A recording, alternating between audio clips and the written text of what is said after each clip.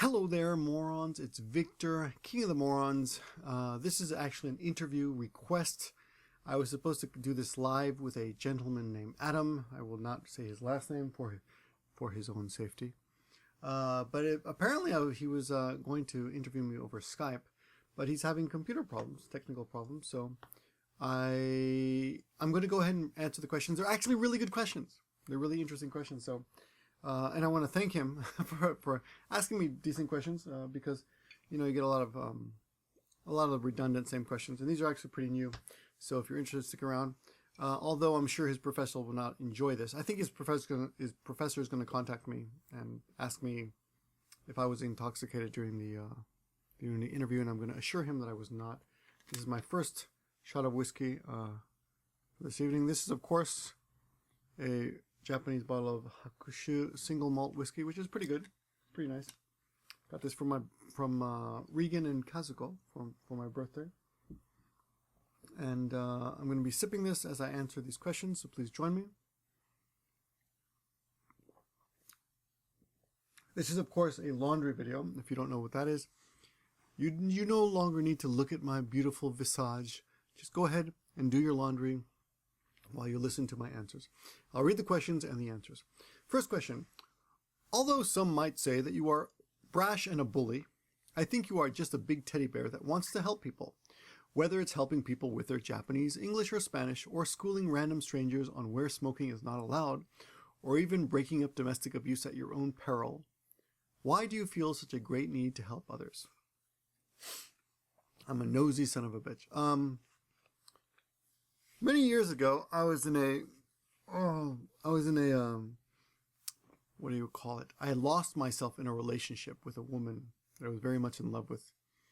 And it was a very unhealthy relationship. I had decided that everything that would I decided to make her happiness my happiness. And making her happy was my only goal. And I realized later, after the relationship was over, that I had lost myself. But one of the things I enjoyed mostly, I felt a keen sense of loneliness after breaking up with her. But I realized that it wasn't so much her, because she was kind of a bitch, to be honest. She wasn't very nice to me, I guess, looking back on it, You know what they say, hindsight is 20/20. Well, anyway, one of the things I noticed was that I really missed having someone to share things with. And of course, this is long before YouTube. So in a way, YouTube has become my girlfriend in that I can share things with her. Though, of course, I do share things with my wife. Not everything, because I don't think she'd be interested in most of the stuff that I talk about here. But we have some good share time. Anyway, that's not really relevant. The point is, I enjoy sharing and I enjoy teaching. And it can be useful, and it can be detrimental to a relationship. I know that in the past I've shared or taught a bit too much in relationships where it just wasn't not. Well, it didn't help cultivate the relationship. It was better. It would have been better just to be friends. I didn't have to teach all the time. So, but of course, it depends on the relationship. Anyway, so why do I feel such a great need? It's just part of my nature is to want to teach people. When it comes to injustices, when I see people like breaking law and stuff, some of it, I'll admit, some of it's probably needless in the past. Like I've done things that just, well, you know what it is. This is such a nice society, and I think a lot of people here don't appreciate it because they don't realize how lucky they are to be in a place where the biggest worries you have are, I don't know, taxes and parking tickets. Very rarely will any crimes be committed. And sometimes when I see people littering or smoking in places they shouldn't, I do speak up because I feel like don't do what we did in the West and make this a terrible place. Keep Japan nice and clean, and I want Japan to stay that way. So I sometimes get a little bit nosy, and get in people's faces about things that are not really that important. Though, in case though you have not realized this, I will not get in a fight over trash or a cigarette. If someone said to me, "Fuck off, I don't care," Go away. I'm not gonna, I'm going to smoke. I'm going to litter. If they littered, I'd pick it up for them and I'd put it in the garbage. If they smoked, I wouldn't do anything. Definitely not now. In the past, maybe I would have, but that would have been a long time ago. If, however, someone is committing domestic violence on another person, or I shouldn't say domestic violence, I guess that would be suburban violence. I don't know. Anyway, if someone were beating another person up in the street, I have not hesitated, and I probably would not hesitate to interfere. Most of the time, unless I don't know what would stop me. I do notice, you might think, well, Victor, that's crazy. Well, the thing is, when you approach someone who's bigger, or when you approach groups, you can often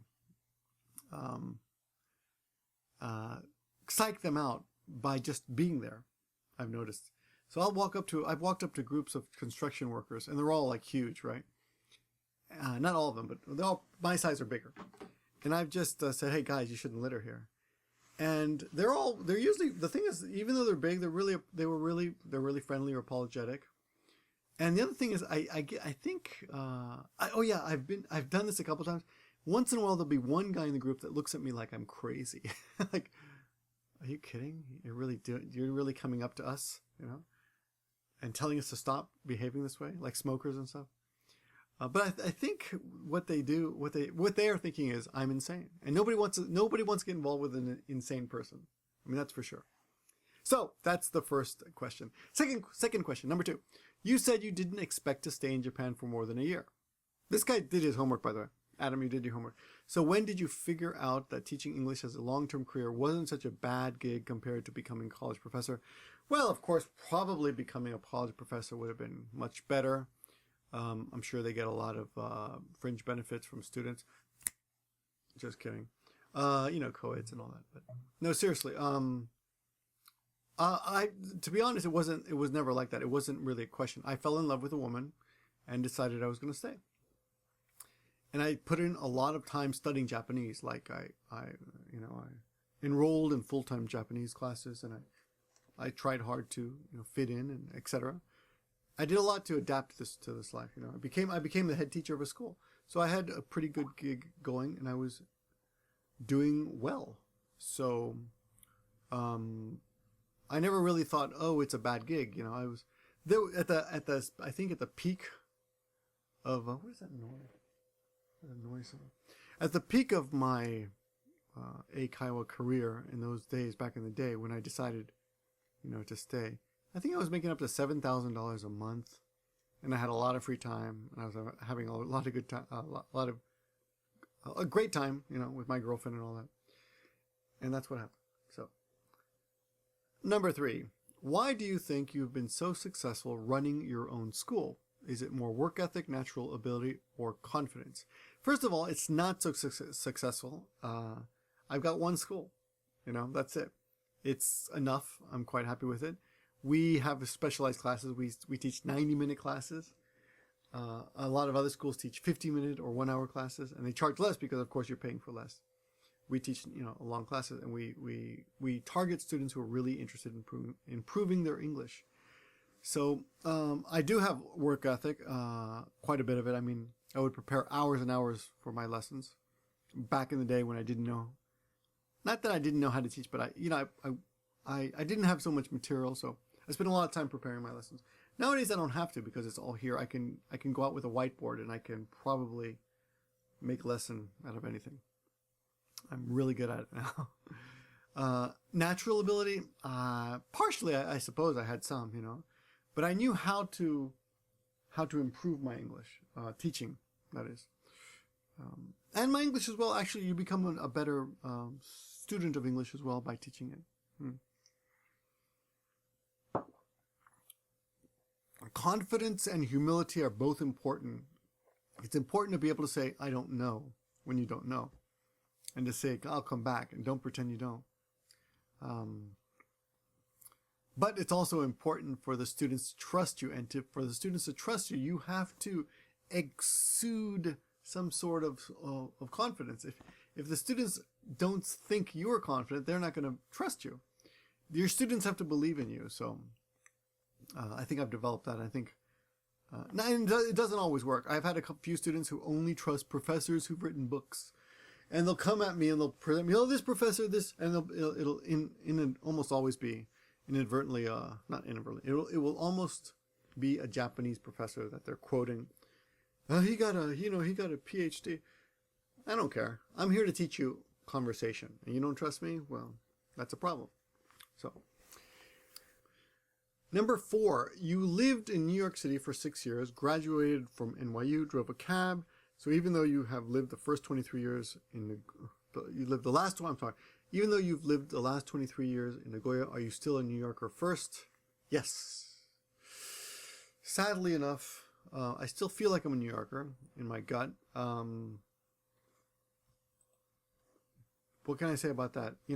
I wasn't originally a New Yorker. I came to New York I went to New York when I was 17 years old, and stayed until I guess I was 21 or 22. Driving a cab really made me a New Yorker. I really felt like I was a New Yorker, and I'd like to think of myself that way. But to be honest, that's not really what I am anymore. I don't know New York anymore. If I go back, I'm going to have to pick up a tour guide, probably. Unless I become a taxi driver, and then I'll learn it overnight again. Anyway, yeah, I'm still American. I'm still American in my heart, and I do my best to keep as I've said in videos before, my finger on the pulse of America. Number 5, on your birthday in 2001, you walked out of your own party, because my birthday is on September 11th, when you heard the news of the Twin Towers going down. And I went down to I should read his question. You went down to a gaijin bar. How did that feeling compare to the devastation you witnessed on March 11th, 2011, when the Great East Japan earthquake hit the country where you spent most of your adult life? Good question. Really good question. I wish I could give you a better answer than this, but the answer is actually I was more devastated by 9/11 for a couple of reasons. One is I never lived in that part of Japan and don't know it. So although it is in Japan, it happened in Japan, it didn't happen in the part of Japan that I knew. It wasn't my home. In any way, I'd driven through it on a motorcycle maybe. So I spent maybe a few hours through it in that area, but that was it. Or maybe even a day. But anyway, it wasn't my home that was being attacked. And there's a big difference between being attacked maliciously, by terrorism, and a natural disaster. Many more people died. I think, what was it? 19,000 people died, I think, in the end. And only comparatively, only 3,000, how many? 600 people or so died? Or was that the Colbert earthquake? Anyway, in New York City, it was about 3,000 people. But that was my hometown in a way. It was my home anyway. It was devastating. I was shocked the whole night. I drank. Everybody felt the same. All the foreigners got together, and with Japanese friends, with Korean friends. We all stood there watching the TV, stoned in a way, psychologically. Not stoned, not by drugs, but just like we drank and we watched TV and we could not feel. It was shocking. And it hurt me. It hurt me for months and months and months. I was depressed.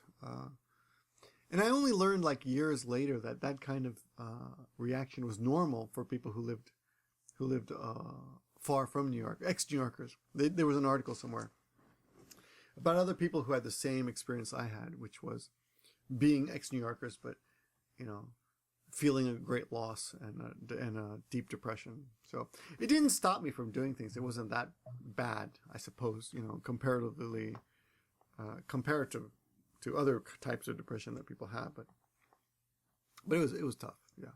So the March 11th thing, I felt very sad, of course, for all the people who died, all the people who were hurt, all the people who lost their homes. I wanted to do something, but the situation didn't allow me to do anything either. And actually, though, I was going to go up there, but I have a friend who's actually he was volunteering there at the time. I think he's still there. In fact, he was on YouTube and he basically dropped off the map the YouTube map because of that. And he told me don't come because there's just, you'll be more trouble than you're worth. Just we're going to put you, where are you going to eat, and what can you do? So I never went. I never went to help. Number 6, where do you see YouTube in the next 10 years? How has social media influenced language learning? Wow, you don't really need to leave the house anymore to improve your English. You can stay online. You can use YouTube. You can use a myriad of sites that offer language lessons. Many of them private, many of them not. And you can take Skype lessons. So there are millions of ways to improve your English now. One of the problems, however, is that there are people out there who put up videos who are, and this is a minor point, but there are some people who put up videos that are just incorrect or have mistakes. Even some of mine, I've had some typos and stuff. So you've got to watch out for that. Usually a teacher in the classroom, because those videos are frozen in time. You can't change them. You can't question them. With a classroom teacher, if you notice something, you can say something, and he or she will right away, rectify their mistake. But on YouTube, watching a video, you don't really have that luxury. Where do I see YouTube in the next 10 years? I really don't know. I love doing it. I hope I continue. I hope I'm able to keep some semblance of an audience interested in what I do. I think from what I hear, from the reading I've done, and not that I really am obsessed with this, but you come across a business article once in a while. It's just going to get stronger and stronger. So the potential is apparently amazing. So we'll see what happens. I hope that there's always a community of people like me who are just who started off just logging in their mother's basements, as a lot of our haters will accuse us of doing. But I hope we stick around. But I completely see the temptation to improve the quality of videos. I mean, look at this video. I've got an SLR camera, an expensive microphone here. We spend a lot of money to improve the experience for you, the viewer. And also, we take a little bit of, although I'm always torn between, it's just YouTube, don't take it seriously, don't try so hard. It's kind of lame. It's lame to try. But at the same time, I do take a bit of pride in being able to produce a slightly superior product at the end of the day, either visually or, just via my voice and my opinion. Number 6, what was that? No, number 7. How many more languages do you want to learn, or is 3 good enough? I think about that. I think I should toy with Chinese or something easier like French or Italian. But I honestly right now I don't have the time. I don't really actually even feel any pride in being able to speak those languages. Spanish is something that I grew up with, so it's not like. And I did take it again in high school. I did actually go to language schools in Peru over a couple summers to improve it, but I don't take any pride. I was lucky. My parents are Spanish speakers. Japanese also, I'm not that proud because I'm not, considering the fact that I've been here a long time, I'm not that great. I don't really get much of a chance to use it in my daily life. I could go through my daily life without almost ever using Japanese, but I do make it a concerted effort to use it.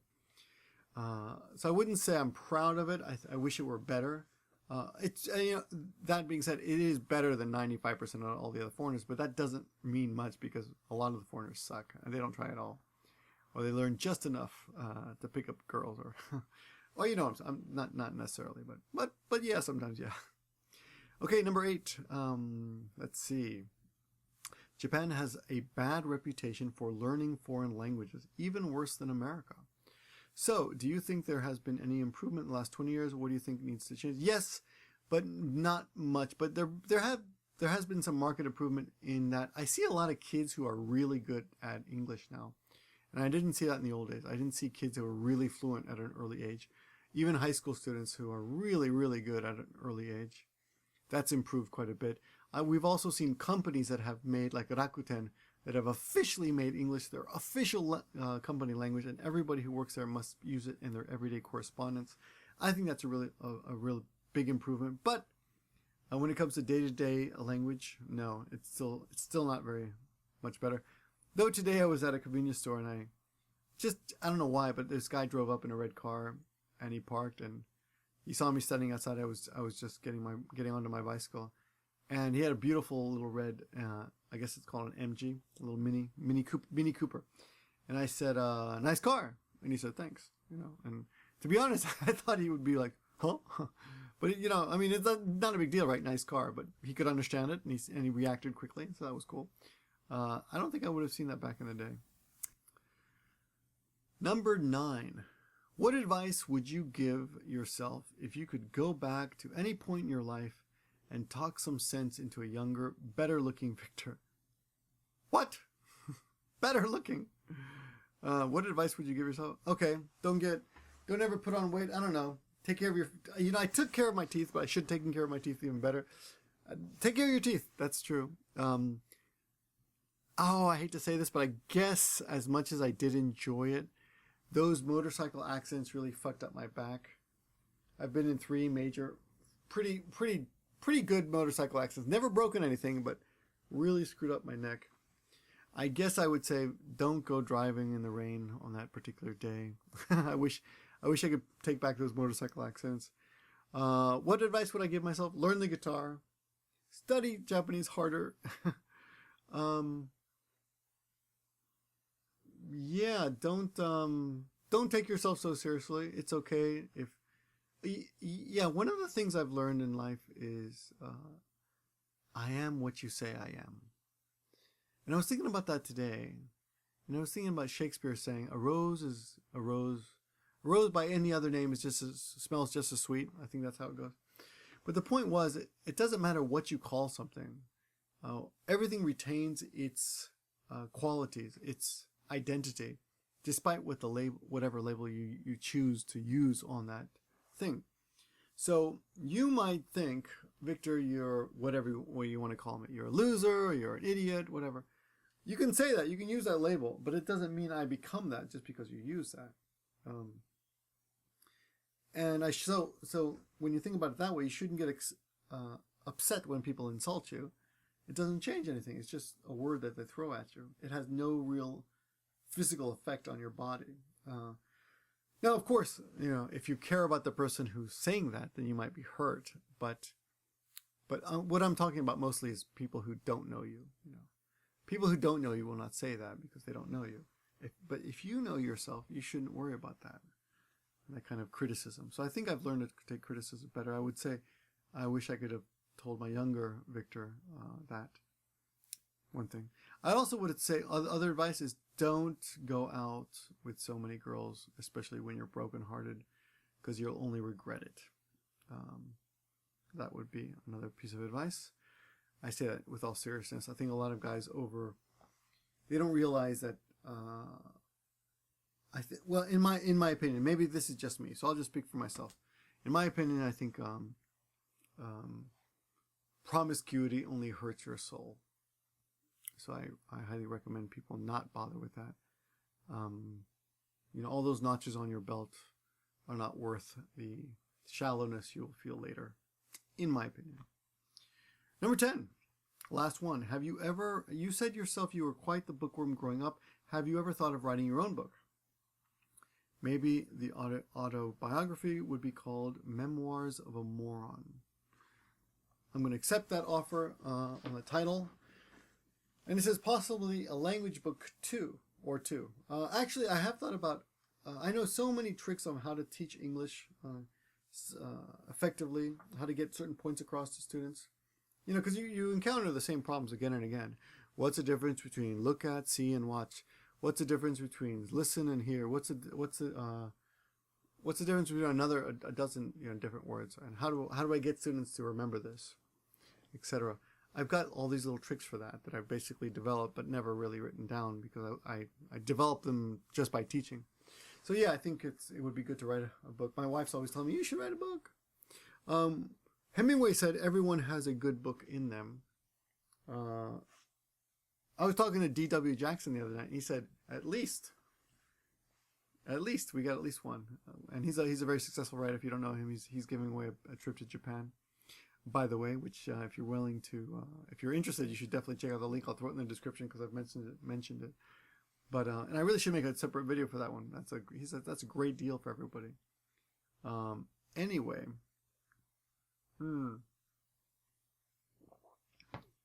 here's a strange thing to say.